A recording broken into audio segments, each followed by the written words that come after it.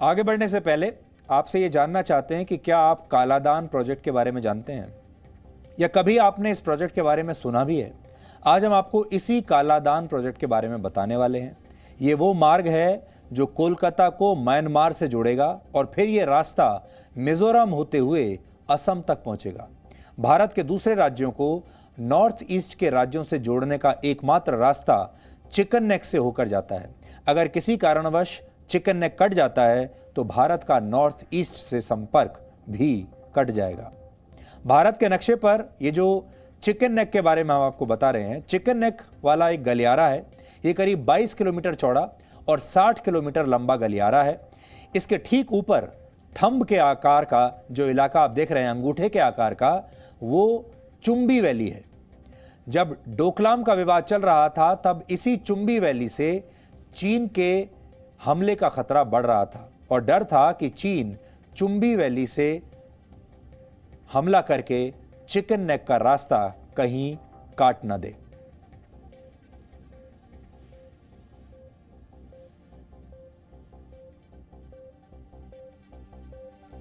आसान भाषा में कहें तो पूर्वोत्तर के 8 राज्यों तक पहुंचने का दूसरा रास्ता इस समय भारत तैयार कर रहा है।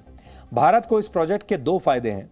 पहला, चीन की चुनौती का सामना करना और दूसरा, अपने व्यापार को साउथ ईस्ट एशिया तक फैलाना।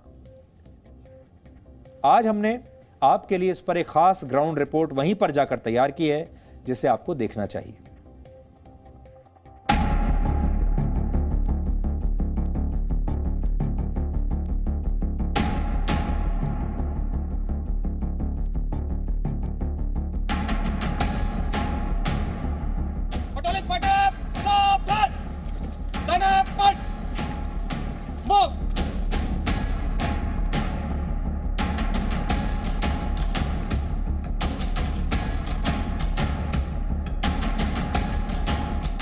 हम इस वक्त भारत और म्यांमार की सरहद पर हैं। इन घने जंगलों में मेरे पूर्व में लगभग 1000 किलोमीटर दूर डेथ रेलवे है और लगभग उतनी ही दूरी पर उत्तर में स्टिलवेल रोड। इन घने जंगलों में नए भारत का एक नया चेहरा उभर रहा है जो अपनी सरहद से आगे जाकर निर्माण करता है। लेकिन ये निर्माण विस्तार के लिए नहीं, विकास के लिए है। हम इस वक्त Kaladan multi modal transit transport project यानी कालादान प्रोजेक्ट की साइट पर है।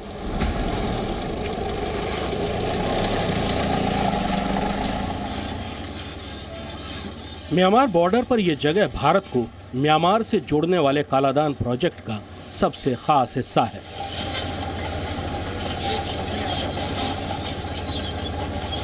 पिछले कुछ दशकों में चीन ने महाशक्ति बनने के लिए एशिया में पैर फैलाने शुरू किए थे।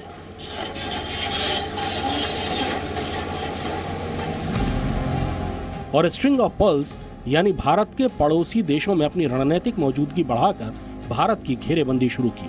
बांग्लादेश, म्यांमार, श्रीलंका और पाकिस्तान में चीन ने बंदरगाह, सड़क और रेलमार्ग बनाने शुरू किए, जिसका सीधा मकसद एशिया में अपनी पकड़ मजबूत करके भारत पर चौतरफा दबाव बनाना था। भारत ने 90 के दशक में लुक ईस्ट पॉलिसी अपनाई, यानी पूर्वी एशिया के देशों के साथ संबंध मजबूत बनाने शुरू किए, जिसे 2014 में मोदी सरकार ने एक्ट ईस्ट पॉलिसी का नाम दिया और दक्षिण पूर्व एशिया के देशों के साथ रणनीतिक संबंधों पर ज्यादा जोर देना शुरू किया। दक्षिण पूर्व एशिया के देशों तक पहुंच बनाने के लिए और इंफ्रास्ट्रक्चर तैयार करने के लिए 2008 में Kaladan multi modal transit transport project की रूपरेखा तैयार हुई। इसके तहत भारत के उत्तर पूर्वी राज्यों के साथ साथ दक्षिण एशिया के देशों तक पहुंचने के लिए सबसे छोटा रास्ता बनाना था। इस प्रोजेक्ट के 4 चरण थे। पहला, इसमें कोलकाता को 539 किलोमीटर दूर म्यांमार के सिटवे बंदरगाह तक समुद्र के रास्ते जोड़ा जाना था। दूसरा, सिटवे बंदरगाह से कालादान नदी के रास्ते 158 किलोमीटर दूर म्यांमार के पिलेटुआ तक पहुंचना था। तीसरा, पिलेटुआ से 109 किलोमीटर दूर सड़क के रास्ते भारत के मिजोरम के जोरिनपुई तक पहुंचना था।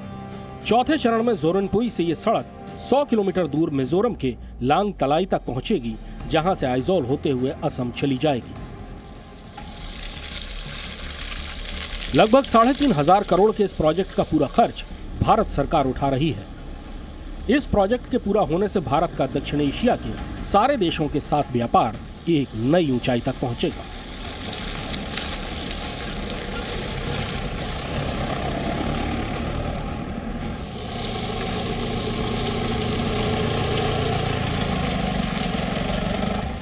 सिटवे बंदरगाह को बेहतर बनाने का काम 2016 में पूरा कर लिया गया, लेकिन जून 2017 में सिक्किम से सटे डोकलाम में भारत चीन के बीच आमना सामना होने पर समझ में आ गया कि इस प्रोजेक्ट पर काम बहुत तेजी से करना होगा। इसके पीछे एक खास वजह थी।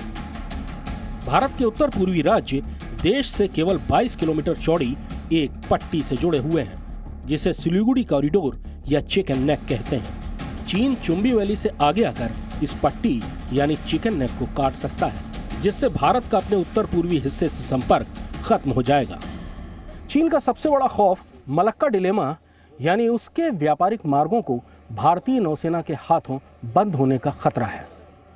वहीं भारत के लिए सिलीगुड़ी कॉरिडोर उसका मलक्का डिलेमा है। सिलीगुड़ी कॉरिडोर वो पतला धागा है जिससे उत्तर पूर्व के राज्य भारत से जुड़े रहते हैं और चीन कभी भी चुंबी वैली से आगे आकर इस धागे को तोड़ सकता है। कालादान प्रोजेक्ट का ये रास्ता न केवल पिछले रास्ते से 950 किलोमीटर से ज्यादा छोटा है, बल्कि ये चीन के किसी भी खतरे से पूरी तौर पर सुरक्षित है। लेकिन ये कालादान प्रोजेक्ट का केवल एक पहलू है। कालादान प्रोजेक्ट के तहत भारत को पहली कामयाबी तब मिली जब सिटवे बंदरगाह का काम पूरा हो गया। अब दूसरी बड़ी चुनौती को पूरा किया जा चुका है, यानी म्यांमार में सिटवे से पलटवा तक कालादान नदी को गहरा करने का काम भी पूरा हो चुका है। लेकिन इससे आगे का काम यानी पलटवा से भारत में जोरिनपुई के बीच करीब 109 किलोमीटर का रास्ता ज्यादा मुश्किल है। फिर भी इसे 2023 तक पूरा करने की उम्मीद है। इस इलाके में हर कदम पर चुनौतियां हैं। रास्ता बांस के घने जंगलों से होकर गुजरता है। इलाके में भारी बारिश होती है और म्यांमार के उग्रवादी गुट अराकान आर्मी की तरफ से लगातार प्रोजेक्ट को रोकने की कोशिश की जा रही है। अराकान आर्मी को चीन हथियार सप्लाई करता है ताकि भारत के लिए मुश्किल बढ़ती जाए। अराकान आर्मी ने पिछले साल प्रोजेक्ट के लिए काम करने वाले एक इंजीनियर और कई मजदूरों को अगवा कर लिया था। भारत इस खतरे को जानता है।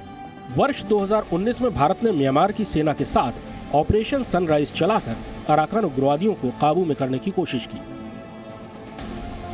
ये उग्रवादी तब मिजोरम की सीमा तक पहुंच चुके थे, लेकिन म्यांमार में इसी साल फरवरी में हुए तख्तापलट के बाद हालात तेजी से बदल रहे हैं। हालांकि अभी तक अराकान आर्मी ने कालादान प्रोजेक्ट पर म्यांमार सीमा के अंदर ही हमले किए हैं, लेकिन इस सीमा पर कोई तारबंदी नहीं है और उग्रवादी बिना बाढ़ की सीमा को आसानी से पार कर कभी भी भारत की तरफ आ सकते हैं। यहाँ की सुरक्षा की जिम्मेदारी असम राइफल्स के पास है। Kaladan multi mode transit transship project है। एक बहुत ही क्या कहते हैं दूरदर्शिता वाला प्रोजेक्ट है। एक तो ये हमारा 1000 किलोमीटर जो हिंटरलैंड से अभी तक ट्रांसशिपमेंट होता था उसको कम करेगा। एक बड़े ट्रांसशिपमेंट शिप के द्वारा सितवे से कालादान रिवर के द्वारा पलेवा एंड अंदर अपना नॉर्थ ईस्ट में आएंगे। जो रखेन स्टेट है एक बहुत ही पिछड़ा हुआ स्टेट होता था म्यांमार का। सो अभी इस रोड को वहाँ पे बहुत अच्छी तरह रिसीव किया गया है और इसमें किसी भी प्रकार का जो लोकल उग्रवाद है या लोगों की तरफ से किसी तरह का कोई इंटरफेरेंस नहीं है। और इवन जो वहाँ पे जो लोग हैं उस एरिया के रखेन स्टेट के वो इसका पूरा सपोर्ट करते हैं। इधर चीन भी म्यांमार में कई इंफ्रास्ट्रक्चर खड़े कर रहा है। उसकी नजर भी म्यांमार पर है।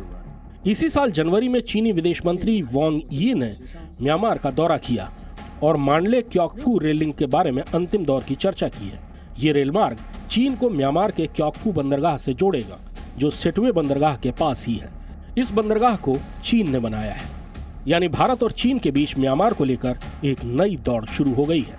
चीन म्यांमार में 1700 किलोमीटर लंबा हाईवे बनाकर वहां के इकोनॉमिक सेंटर्स को सीधे अपने यूनान प्रांत से जोड़ना चाहता है। कालादान प्रोजेक्ट में सबसे ज्यादा समय म्यांमार के हिस्से वाले 109 किलोमीटर के रास्ते में लगने की संभावना है। भारतीय सीमा के अंदर मिजोरम के जोरिनपुई से इस प्रोजेक्ट का रास्ता लॉन्ग तलाई और उसके आगे आइजोल तक जाएगा।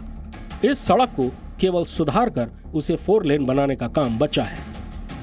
कालादान प्रोजेक्ट के जरिए भारत के लिए दक्षिण पूर्व एशिया में व्यापार के नए रास्ते खुल जाएंगे।